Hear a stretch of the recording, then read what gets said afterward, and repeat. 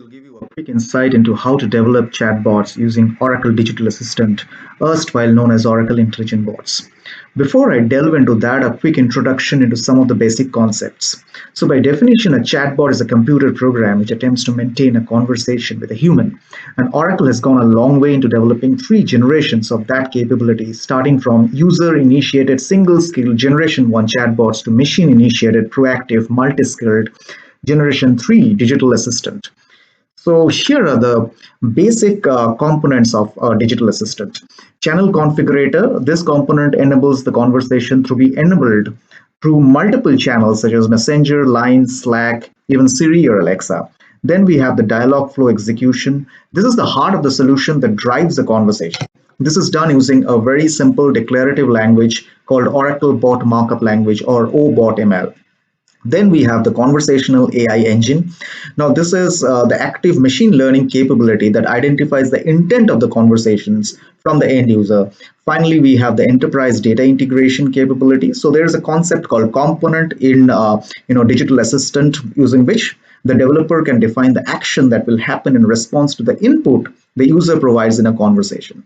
This action could be as simple as displaying a prompt to the user or calling some backend service to fetch data from enterprise systems. With this background, let me show you how we can build a very simple citizen-driven redressal bot using our solution, and you will see how simple it is. This is basically the bot builder interface that we have. So you can create a new bot from here. I've already created a bot which is called grievance redressal bot, the citizen grievance redressal solution. So the first step is to create an intent. So intent, as I told you earlier, so basically this is what the user intends to do. So you are going to define an issue intent. Here we have a bunch of intents. Let's focus on issue intent first. So here we are going to provide a bunch of examples for the issue intent. So these are provided in plain and simple English language. These are called utterances. So once we have defined the intent, the first step is going to be training the intent. So we're going to train the intent using a bunch of available models that are there. And once the intent is trained, the next step is going to be to define the flow. Flow is basically the conversation. Of course, there could be some additional steps like defining an entity, which I'm not doing it here. So that would basically give context to an intent, basically defining some variables and stuff like that. So here is the flow. So the primary components in a flow are, so you have to define some context variables which will be used across the flow. So in a flow, typically you have something called states. And now each state in turn will have a number of steps.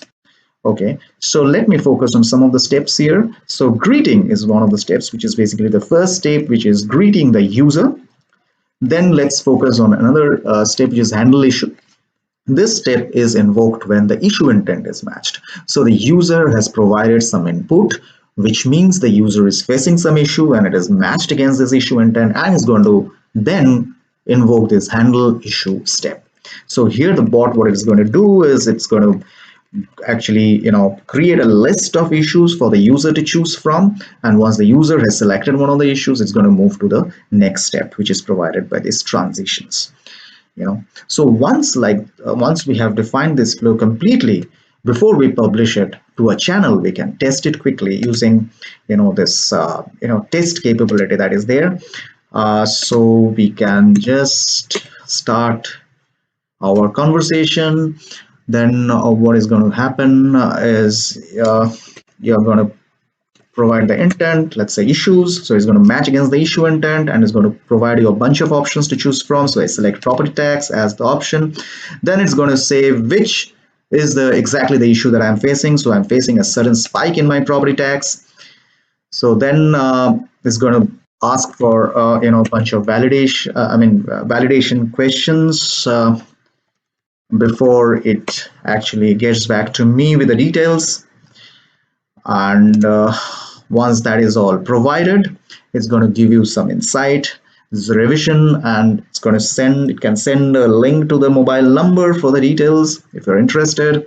So at the moment I say that is fine. So and finally, I'm going to provide the feedback. So once this tasting has happened, the next step will be to publish this, bot to some channel. Okay, so here in this case, I'm going to publish it through a Facebook channel. Okay, so so this is a settings page. So this is basically the handshake that is going to happen. So the page access token and the app secret are going to come from a Facebook app. So I already have an app created here. Okay, so this is an app. So from here, I'm going to take the app secret and I'm going to go to this messenger settings. And from there, I'm going to take the page access token. Of course, I have to create a Facebook page beforehand. And I'll take the page access token from there. And then I'm going to set up my webhook. So webhook is basically where we are going to provide the callback URL and the verify token. So if I come back here, I'll take the webhook URL from here and the verify token.